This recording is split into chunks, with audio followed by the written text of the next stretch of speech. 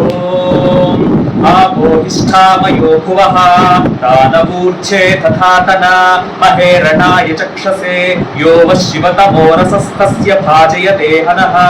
ఉషతీరివ మాతరః తస్మా అరంగమామవః యస్య క్షయాయ జిన్వద ఆపో జనయథాచనః.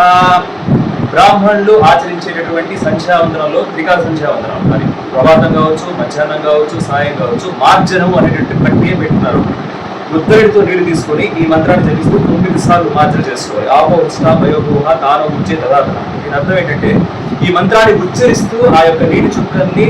తలపై చిలకరిస్తూ ఉండడం వల్ల మనలో ఉన్నటువంటి షట్చక్రాలు చైతన్యమవుతాయని, మన షట్చక్రాల్లో కూడా ప్రకృతిలో ఉన్నటువంటి ప్రాణశక్తి ఆవరించి మనిషిని చైతన్యపరుస్తుందని, సూర్యోదయానికి ముందు సూర్యుడు మిట్ట మధ్యాహ్నంగా ఆకాశంలో నడిపెత్త ఉన్నప్పుడు, సూర్యాస్తమయప్పుడు, తొలి సంధ్య మలి సంధ్య మధ్యలో సూర్య భగవాన్ ఉన్నప్పుడు ఈ 3